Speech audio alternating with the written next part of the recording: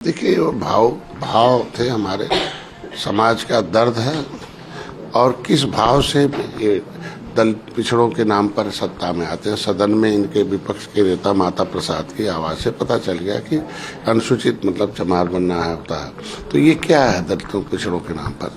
तो जिन जिन लोगों ने हमसे सत्ता हमारे समाज का वोट लिया, अंग्रेजों और मुगलों ने तो हमारे लोगों ने भगाकर देश तो आज़ाद करा दिया, लेकिन जो संविधान में मिला हक है छीन लिया।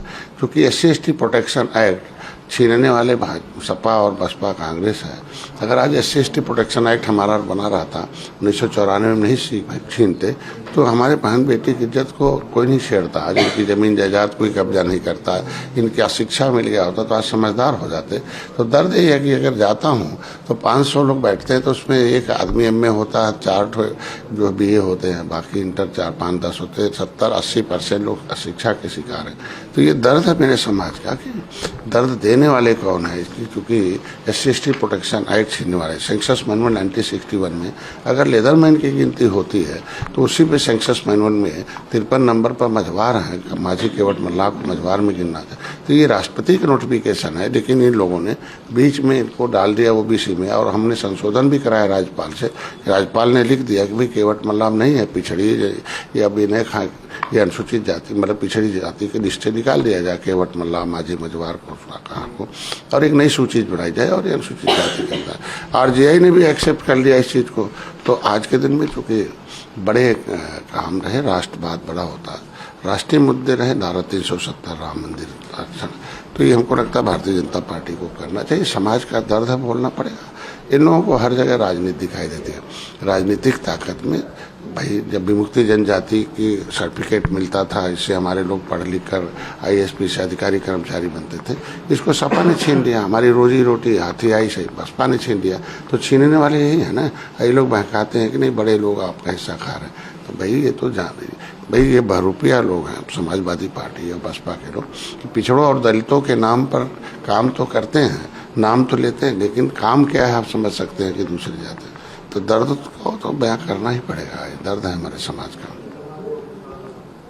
सर, प्रधानमंत्री उसको खत्म करने के लिए तमाम प्रयास जो है हमारी सरकार कर रही है और टीमें भी लगी हुई हैं, लेकिन कांग्रेस नेता राहुल गांधी उन पर सवाल खड़े कर रहे हैं। वो कह रहे हैं कि प्रधानमंत्री नरेंद्र मोदी लोकसभा में 25 मिनट का भाषण तो दिए, लेकिन मैं गारंटी देता हूं कि संसद में इस मुद्दे पे बहस नहीं कर सकते।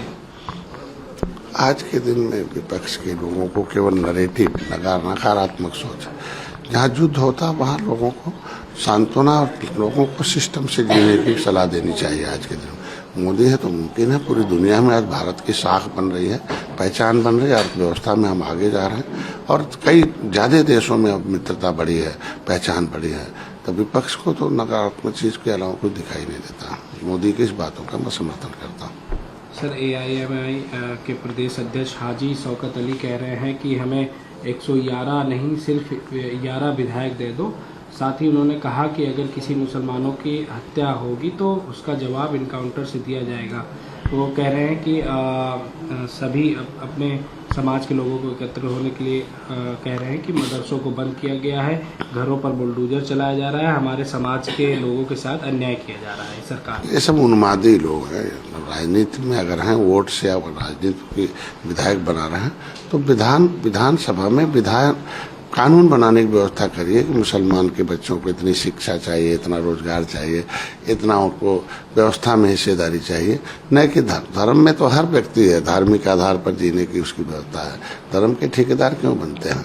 उनके भविष्य के बनाने के ठेकेदार बने ना, कि वो भी आए सबके तरह बराबर हो जाए। और आज के दिन इन्हीं नेताओं की वजह से मुसलमानों की महिलाओं की दशा सच्चर कैपिटी की रिपोर्ट के अनुसार खराब है। उन्मादी लोग हैं, इनके बयानों पर जनता नहीं कुछ करती। सर, प्रधानमंत्री नरेंद्र मोदी कहते हैं मैन्युफैक्चरिंग का बनाने का नाम होता है। निश्चित रूप से पहले कट्टा वालों की सत्ता थी तो कट्टा बनता था।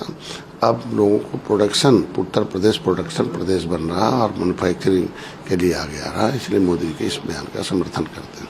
सर, एक आखिरी सवाल लगा सर। अरविंद केजरीवाल कह रहे हैं कि मोदी जी 2026 तक प्रधानमंत्री नहीं रहेंगे। अब मोदी जी और अमित शाह का दौर खत्म हो गया है। वही कहते हैं कि सूरज को आईना दिखाना होता है। मोदी कहाँ है, कहाँ केजरीवाल कहाँ, कि जमीन आसमान का अंतर है। आज एक प्रदेश के मुख्यमंत्री रहे और भ्रष्टाचार में शामिल रहे, किस तरीके से जनता ने उन्हें सत्ता से बाहर कर दिया।